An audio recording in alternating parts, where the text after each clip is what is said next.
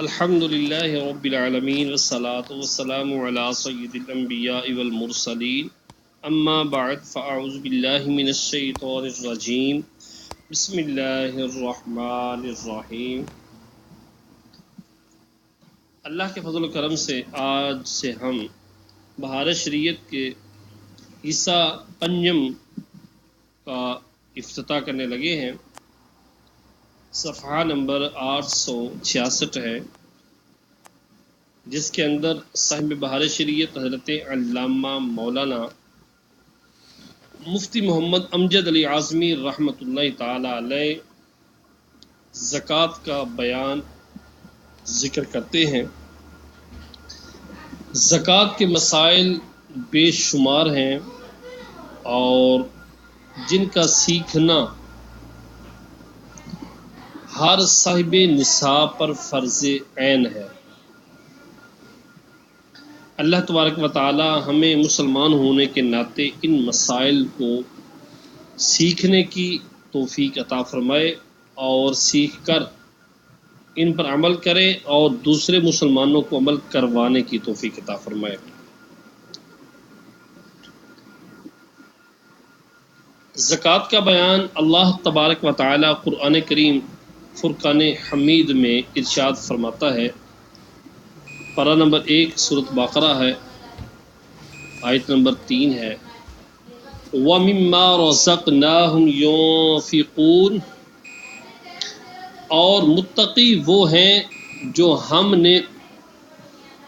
جو انہیں دیا اس میں سے ہماری راہ میں خرچ کرتے ہیں۔ اور فرماتا ہے خُذْ مِنْ أَمْوَالِهِمْ صَدَقَةً تُطَهِّرُهُمْ وَتُزَكِّيهِمْ بِهَا، ان کے مالوں میں سے صدقہ لو، اس کی وجہ سے انہیں پاک اور ستھرا بنا دو۔ اور فرمایا وَالَّذِينَ هُمْ لِلزَّكَاةِ فَاعِلُونَ، اور فلاح پاتے وہ ہیں جو زکوٰۃ ادا کرتے ہیں۔ اور فرماتا ہے وَمَا أَنفَقْتُم مِّن شَيْءٍ فَهُوَ يُخْلِفُهُ وَهُوَ خَيْرُ الرَّازِقِينَ، اور جو کچھ تم خرچ کرو گے اللہ تعالی اس کی جگہ اور دے گا، اور وہ بہتر روزی دینے والا ہے۔ اور فرماتا ہے مَثَلُ الَّذِينَ يُنْفِقُونَ أَمْوَالَهُمْ فِي سَبِيلِ اللَّهِ كَمَثَلِ حَبَّةٍ أَنبَتَتْ سَبْعَ سَنَابِلَ فِي كُلِّ سُنبُلَةٍ مِّائَةُ حَبَّةٍ وَاللَّهُ يُضَاعِفُ لِمَن يَشَاءُ وَاللَّهُ وَاسِعٌ عَلِيمٌ۔ الذين ينفقون أموالهم في سبيل الله ثم لا يتبعون ما أنفقوا منا ولا أذى لهم أجرهم عند ربهم ولا خوف عليهم ولا هم يحزنون قول معروف ومغفرة خير من صدقة يتبعها أذى واللہ غنی حلیم۔ جو لوگ اللہ عز و جل کی راہ میں خرچ کرتے ہیں ان کی کہاوت اس دانا کی ہے جس سے اس دانا کی ہے جس سے 7 بالیں نکلیں، ہر بال میں 100 دانے، اور اللہ عز و جل جسے چاہتا ہے زیادہ دیتا ہے، اور اللہ عز و جل وسعت والا بڑا علم والا ہے۔ جو لوگ اللہ عز و جل کی راہ میں اپنے مال خرچ کرتے پھر خرچ کرنے کے بعد نہ احسان جتاتے نہ اذیت دیتے ہیں، ان کے لیے ان کا ثواب ان کے رب کے حضور ہے، اور نہ ان پر کچھ خوف ہے اور نہ وہ غمگین ہوں گے۔ اچھی بات اور مغفرت اس صدقے سے بہتر ہے جس کے بعد اذیت دینا ہو، اور اللہ عز و جل بے پرواہ حلم والا ہے۔ اور اللہ تبارک و تعالی مزید فرماتا ہے لن تنالوا البر حتى تنفقوا مما تحبون وما تنفقوا من شيء فإن الله به عليم. ہرگز نیکی حاصل نہ کرو گے جب تک اس میں سے نہ خرچ کرو جسے محبوب رکھتے ہو، اور جو کچھ خرچ کرو گے اللہ عز و جل اسے جانتا ہے. اور مزید فرماتا ہے لیس البر ان تولوا وجوہکم قبل المشرق والمغرب ولكن البر من آمن بالله واليوم الآخر والملائكة والكتاب والنبيين وآتى المال على حبه ذوي القربى واليتامى والمساكين وابن السبيل والسائلين وفي الرقاب وأقام الصلاة وآتى الزكاة والموفون بعهدهم إذا عاهدوا والصابرين في البأساء والضراء وحين البأس اولئک الذین صدقوا واولئک هم المتقون. نیکی اس کا نام نہیں کہ مشرق و مغرب کی طرف منہ کر دو، نیکی تو اس کی ہے جو اللہ عز و جل اور پچھلے دن اور ملائکہ و کتاب و انبیاء پر ایمان لایا، اور مال کو اس کی محبت پر رشتہ داروں اور یتیموں اور مسکینوں اور مسافر اور سائلین کو اور گردن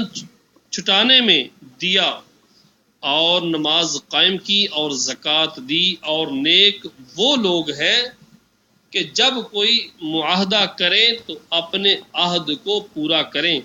اور تکلیف و مصیبت اور لڑائی کے وقت صبر کرنے والے وہ لوگ سچے ہیں، اور وہی لوگ متقی ہیں.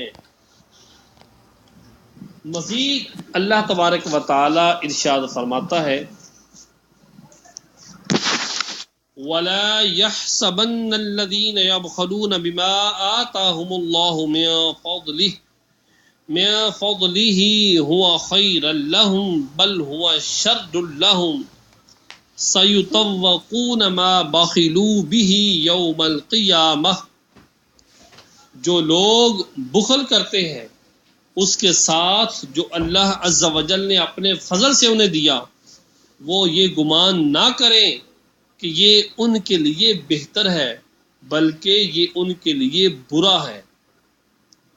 اس چیز کا قیامت کے دن ان کے گلے میں طوق ڈالا جائے گا جس کے ساتھ بخل کیا. اور رب کعبہ ارشاد فرماتا ہے والذین یکنزون الذهب والفضة ولا ينفقونها في سبيل الله فبشرهم بعذاب أليم یوم یحمى عليها في نار جہنم فتكوى بها جباههم وجنوبهم وظهورهم هذا ما كنزتم لأنفسكم فذوقوا ما كنتم تکنزون. اور جو لوگ سونا اور چاندی جمع کرتے اور اسے اللہ عز و جل کی راہ میں خرچ نہیں کرتے ہیں، انہیں دردناک عذاب کی خوشخبری سنا دو جس دن آتش جہنم میں وہ تپائے جائیں گے، اور ان سے ان کی پیشانیاں اور کروٹیں اور پیٹھیں داغی جائیں گی، اور ان سے کہا جائے گا یہ وہ ہے جو تم نے اپنے نفس کے لیے جمع کیا تھا، تو اب چکھو جو جمع کرتے تھے. حضرت حاشیے کے اندر حضرت عبداللہ بن مسعود رضی اللہ تعالی عنہ نے فرمایا کوئی روپیہ دوسرے روپے پر نہ رکھا جائے گا، نہ کوئی اشرفی دوسری اشرفی پر،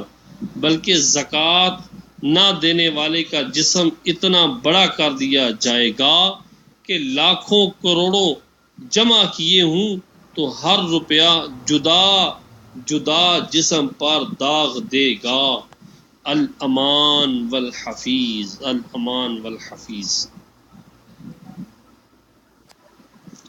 نیز زکوٰۃ کے بیان میں بکثرت آیت وارد ہوئی ہیں جن سے اس کا متہم بالشان ہونا ظاہر ہوتا ہے کہ زکوٰۃ ادا کرنے کی کتنی شان ہے۔ حدیث نمبر 1 اور 2 میں صحیح بخاری شریف میں ابو ہریرہ رضی اللہ تعالی عنہ سے مروی رسول اللہ صلی اللہ علیہ وآلہ وسلم فرماتے ہیں، جس کو اللہ تعالی مال دے اور وہ اس کی زکوٰۃ ادا نہ کرے تو قیامت کے دن وہ مال گنج سام کی صورت میں کر دیا جائے گا، جس کے سر پر 2 چتیاں ہوں گی، وہ سانپ اس کے گلے میں طوق بنا کر ڈال دیا جائے گا، پھر اس کی بانچھیں پکڑے گا اور کہے گا میں تیرا مال ہوں، میں تیرا خزانہ ہوں۔ اس کے بعد حضور صلی اللہ علیہ وآلہ وسلم نے اس آیت کی تلاوت کی، وَلَا يَحْسَبَنَّ الَّذِينَ يَبْخَلُونَ، پوری آیت کریمہ۔ اسی کی مثل ترمذی و نسائی و ابن ماجہ نے عبداللہ بن مسعود رضی اللہ تعالیٰ عنہ سے روایت کی۔ حدیث نمبر 3 احمد کی روایت ابو ہریرہ رضی اللہ تعالیٰ عنہ سے یوں ہے، جس مال کی زکوٰۃ نہیں دی گئی قیامت کے دن وہ گنجا سانپ ہوگا، وہ گنجا سانپ ہوگا، مالک کو دوڑائے گا، وہ بھاگے گا یہاں تک کہ اپنی انگلیاں اس کے منہ میں ڈال دے گا۔ حدیث نمبر 4 اور 5 صحیح مسلم شریف میں ابو ہریرہ رضی اللہ تعالیٰ عنہ سے مروی فرماتے ہیں، صلی اللہ تعالی علیہ وآلہ وسلم، جو شخص سونے چاندی کا مالک ہو اور اس کا حق ادا نہ کرے تو جب قیامت کا دن ہوگا اس کے لیے آگ کے پتر بنائے جائیں گے، اللہ اکبر، ان پر جہنم کی آگ بھڑکائی جائے گی اور ان سے اس کی کروٹ اور پیشانی اور پیٹھ داغی جائے گی، جب ٹھنڈے ہونے پر آئیں گے پھر ویسے ہی کر دیے جائیں گے۔ یہ معاملہ اس دن کا ہے جس کی مقدار 50,000 برس ہے، یہاں تک کہ بندوں کے درمیان فیصلہ ہو جائے گا۔ اب وہ اپنی راہ دیکھے گا، خواہ جنت کی طرف جائے یا جہنم کی طرف۔ اور اونٹ کے بارے میں فرمایا، جو اس کا حق نہیں ادا کرتا قیامت کے دن ہموار میدان میں لٹا دیا جائے گا، اور وہ اونٹ سب کے سب نہایت فربا ہو کر آئیں گے، پاؤں سے اسے روندیں گے اور منہ سے کاٹیں گے۔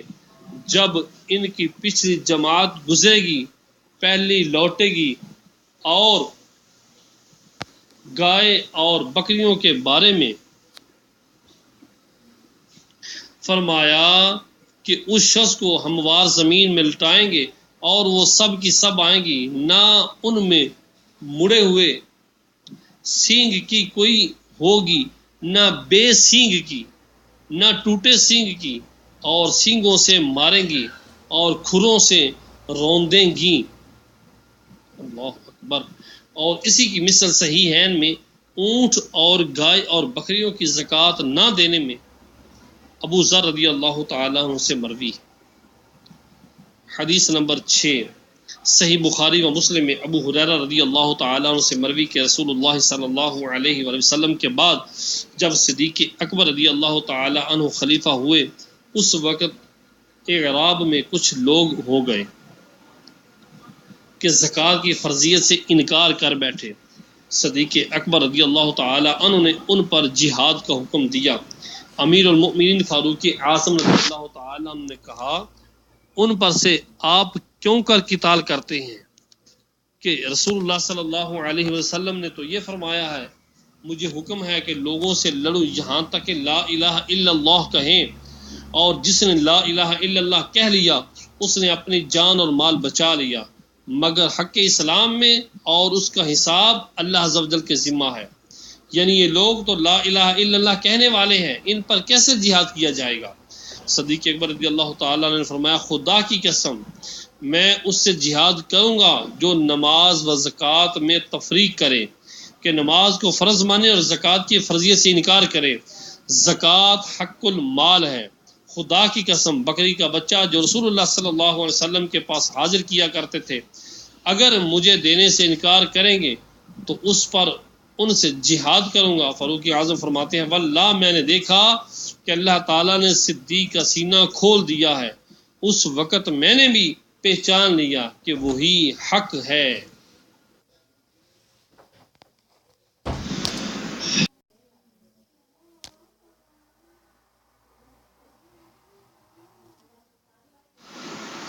حدیث نمبر 7،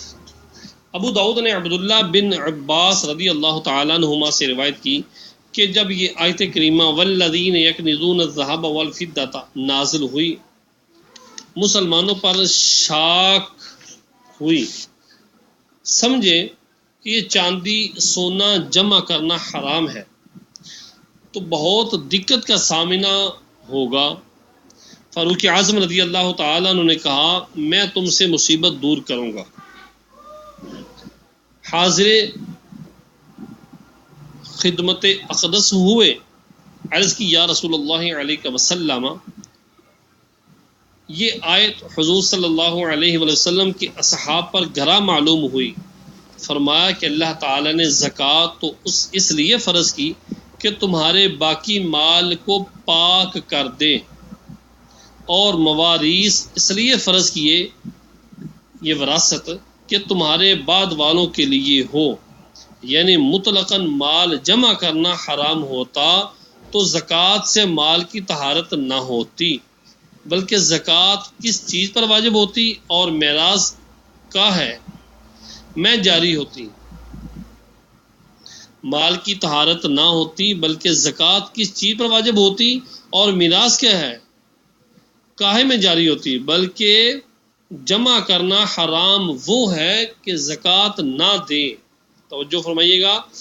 یعنی مطلقاً مال جمع کرنا حرام ہوتا تو زکوٰۃ سے مال کی طہارت نہ ہوتی، بلکہ زکوٰۃ کس چیز پر واجب ہوتی اور میراث کاہے کی میں جاری ہوتی، بلکہ جمع کرنا حرام وہ ہے کہ زکوٰۃ نہ دے۔ اس پر فاروق اعظم نے تکبیر کہی۔ حدیث نمبر 8، بخاری اپنی تاریخ میں اور امام شافعی و بزار و بہقی ام المؤمنین صدیقہ رضی اللہ تعالی عنہا سے راوی کہ رسول اللہ صلی اللہ تعالی علیہ وسلم فرماتے ہیں زکوٰۃ کسی مال میں نہ ملے گی مگر اسے ہلاک کر دے گی۔ بعض ائمہ نے اس حدیث کے یہ معنی بیان کیے کہ زکوٰۃ واجب ہوئی اور ادا نہ کی، زکوٰۃ واجب ہوئی اور ادا نہ کی اور اپنے مال میں ملائے رہا تو یہ حرام اس حلال کو ہلاک کر دے گا۔ اور امام احمد نے فرمایا کہ معنی اس کے یہ ہیں کہ مالدار شخص مال زکوٰۃ لے تو یہ مال زکوٰۃ اس کے مال کو ہلاک کر دے گا، کہ زکوٰۃ تو فقیروں کے لیے ہے، اور یہ دونوں معنی صحیح ہیں۔ حدیث نمبر 9، طبرانی نے اوسط میں بریدہ رضی اللہ تعالی عنہ سے روایت کی، حضور صلی اللہ علیہ وسلم فرماتے ہیں جو قوم زکوٰۃ نہ دے گی اللہ تعالیٰ اسے قحط میں مبتلا فرمائے گا۔ حدیث نمبر 10، طبرانی نے اوسط میں فاروق اعظم رضی اللہ تعالیٰ عنہ سے روایت کی، حضور صلی اللہ علیہ وسلم فرماتے ہیں خشکی و تری میں جو مال تلف ہوتا ہے وہ زکوٰۃ نہ دینے سے تلف ہوتا ہے۔ حدیث نمبر 11، صحیحین میں احنف بن قیس سے مروی سیدنا ابو ذر رضی اللہ تعالیٰ عنہ نے فرمایا ان کے سر پستان پر جہنم کا گرم پتھر رکھیں گے، ان کے سر پستان پر جہنم کا گرم پتھر رکھیں گے کہ سینہ توڑ کر شانہ سے نکل جائے گا. اللہ اکبر. اور شانہ کی ہڈی پر رکھیں گے کہ ہڈیاں توڑتا ہوا سینہ سے نکلے گا. اور مسلم شریف میں یہ بھی ہے کہ میں نے نبی کریم صلی اللہ علیہ وسلم کو فرماتے سنا کہ پیٹھ توڑ کر کروٹ سے نکلے گا اور گدی توڑ کر پیشانی سے. حدیث نمبر 12 طبرانی امیر المؤمنین علی کرم اللہ تعالی وجہہ الکریم سے راوی کے فرماتے ہیں صلی اللہ تعالی علیہ وسلم فقیر ہرگز ننگے بھوکے ہونے کی تکلیف نہ اٹھائیں گے مگر مالداروں کے ہاتھوں سن لو ایسے تونگروں سے اللہ تعالی سخت حساب لے گا اور انہیں دردناک عذاب دے گا. حدیث نمبر 13 نیز طبرانی انس رضی اللہ تعالی عنہ سے راوی کہ فرماتے ہیں صلی اللہ علیہ وسلم قیامت کے دن تونگروں کے لیے محتاجوں کے ہاتھوں سے خرابی ہے. محتاج عرض کریں گے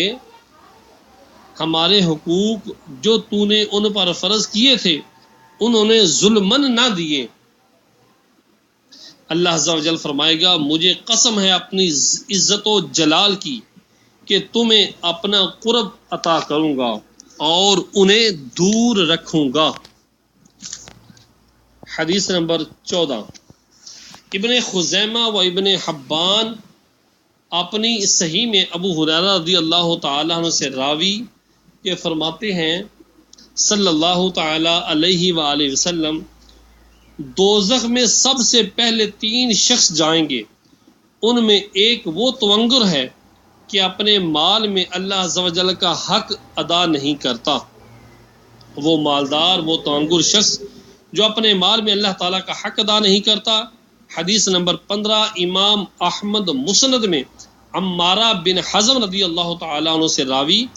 کہ حضور اقدس صلی اللہ تعالیٰ علیہ وسلم فرماتے ہیں کہ اللہ تعالیٰ نے اسلام میں 4 چیزیں فرض کی ہیں جو ان میں سے 3 ادا کرے وہ اسے کچھ کام نہ دیں گی جب تک پوری 4 نہ بجا لائے. نماز، زکوٰۃ، روزہ رمضان، حج بیت اللہ. حدیث نمبر 16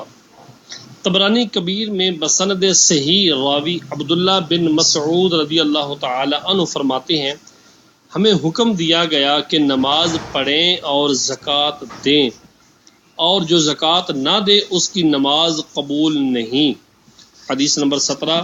صحیحین و مسند احمد و سنن ترمذی میں ابو ہریرہ رضی اللہ تعالی عنہ سے مروی فرماتے ہیں صلی اللہ علیہ وآلہ وسلم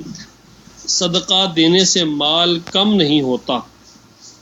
اور بندہ کسی کا قصور معاف کرے تو اللہ تعالیٰ اس کی عزت ہی بڑھائے گا اور جو اللہ عز و جل کے لیے تواضع کرے عاجزی کرے اللہ عز و جل اسے بلند فرمائے گا. حدیث نمبر 18 بخاری و مسلم انہی سے راوی فرماتے ہیں صلی اللہ علیہ وسلم جو شخص اللہ عز و جل کی راہ میں جوڑا خرچ کرے وہ جنت کے سب دروازوں سے بلایا جائے گا. اور جنت کے کئی دروازے ہیں. جو نمازی ہے دروازہ نماز سے بلایا جائے گا، جو اہل جہاد سے ہے وہ دروازہ جہاد سے بلایا جائے گا، اور جو اہل صدقہ سے ہے وہ دروازہ صدقہ سے بلایا جائے گا، جو روزہ دار ہے باب الریان سے بلایا جائے گا. صدیق اکبر نے عرض کی اس کی تو کچھ ضرورت نہیں کہ ہر دروازے سے بلایا جائے، یعنی مقصود دخول جنت ہے وہ ایک دروازے سے حاصل ہے، مگر کوئی ایسا ہے جو سب دروازوں سے بلایا جائے؟ فرمایا ہاں، اور میں امید کرتا ہوں کہ تم ان میں سے ہو. سبحان اللہ، کیسی شان ہے صدیق اکبر رضی اللہ تعالیٰ عنہ کی کہ آپ وہ صحابی رسول ہیں کہ جن کو جنت کے 8 دروازوں سے بلایا جائے گا. سبحان اللہ. اللہ تبارک و تعالی ان کے صدقے ہماری بے حساب مغفرت فرمائے۔ حدیث نمبر 19 بخاری و مسلم، ترمذی و نسائی و ابن ماجہ و ابن خزیمہ، ابو ہریرہ رضی اللہ تعالیٰ عنہ سے راوی حضور اقدس صلی اللہ علیہ وآلہ وسلم فرماتے ہیں، جو شخص کھجور برابر حلال کمائی سے صدقہ کرے اللہ عز و جل نہیں قبول فرماتا مگر حلال کو، تو اسے اللہ تعالی دست راست سے قبول فرماتا ہے، پھر اسے اس کے مالک کے لیے پرورش کرتا ہے جسے تم میں کوئی اپنے بچھیرے کی تربیت کرتا ہے، اپنے بچھیرے کی تربیت کرتا ہے یہاں تک کہ وہ صدقہ پہاڑ برابر ہو جاتا ہے۔ حدیث نمبر 20 و 21 نسائی و ابن ماجہ اپنی سنن میں، و ابن خزیمہ و ابن حبان اپنی صحیح میں،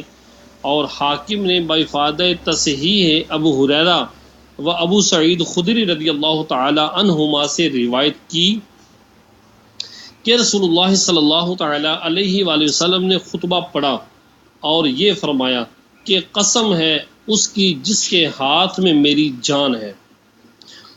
اس کو 3 بار فرمایا، پھر سر جھکا لیا تو ہم سب نے سر جھکا لی اور رونے لگے، یہ نہیں معلوم کہ کس چیز پر قسم کھائی۔ پھر حضور صلی اللہ علیہ وآلہ وسلم نے سر مبارک اٹھا لیا اور چہرہ اقدس میں خوشی نمایاں تھی، تو ہمیں یہ بات سرخ اونٹوں سے زیادہ پیاری تھی، اور فرمایا جو بندہ 5 نمازیں پڑھتا ہے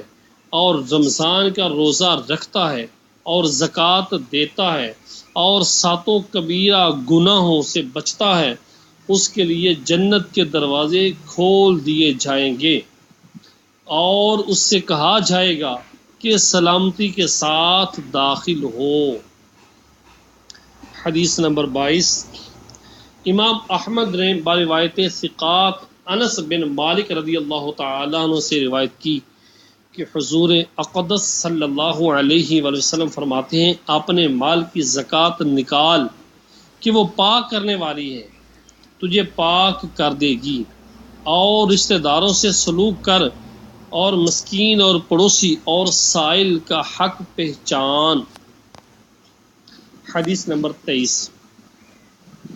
طبرانی نے اوسط و کبیر میں ابو دردہ رضی اللہ تعالیٰ عنہ سے روایت کی کہ حضور صلی اللہ علیہ وآلہ وسلم نے فرمایا، زکوٰۃ اسلام کا پل ہے۔ حدیث نمبر 24 طبرانی نے اوسط میں ابو ہریرہ رضی اللہ تعالیٰ عنہ سے روایت کی، حضور صلی اللہ علیہ وآلہ وسلم فرماتے ہیں، جو میرے لیے 6 چیزوں کی کفالت کرے،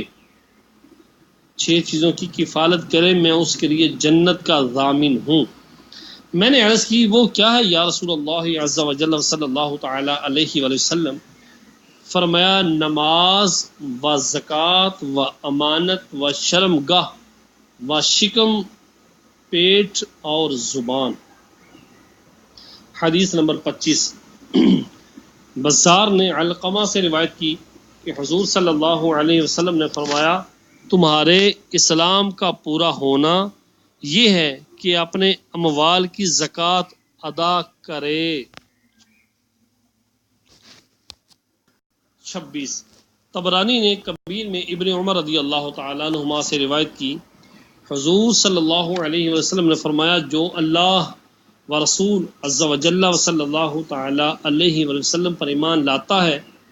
وہ اپنے مال کی زکوٰۃ ادا کرے، اور جو اللہ و رسول عز و جل و صلی اللہ تعالی علیہ وسلم پر ایمان لاتا ہے وہ حق بولے یا سکوت کرے، یعنی بری بات زبان سے نہ نکالے، اور جو اللہ و رسول عز و جل و صلی اللہ تعالی علیہ وسلم پر ایمان لاتا ہے وہ اپنے مہمان کا اکرام کرے، عزت کرے۔ حدیث نمبر 27 ابو داؤد نے حسن بصری سے مرسلن اور طبرانی و بہقی نے ایک جماعت صحابہ کرام رضی اللہ تعالی عنہم سے روایت کی کہ حضور صلی اللہ علیہ وسلم فرماتے ہیں، زکوٰۃ دے کر اپنے مالوں کو مضبوط قلعوں میں کر لو، اور اپنے بیماروں کا علاج صدقے سے کرو، اور بلا نازل ہونے پر دعاؤ تضرع سے استعانت کرو، دعاؤ تضرع یعنی رب کی بارگاہ میں گڑ گڑاؤ اور دعا مانگو، اس سے مدد حاصل کرو، اللہ تبارک و تعالی مدد فرمائے گا۔ حدیث نمبر 28، ابن خزیمہ اپنی صحیح اور طبرانی اوس اور حاکم مستدرک میں جابر رضی اللہ تعالیٰ عنہ سے راوی کہ حضور صلی اللہ علیہ وآلہ وسلم فرماتے ہیں، جس نے اپنے مال کی زکوٰۃ ادا کر دی، بے شک اللہ تعالی نے اس سے شر دور فرما دیا۔ صلو علی الحبیب صلی اللہ تعالی علی محمد صلی اللہ علیہ وسلم۔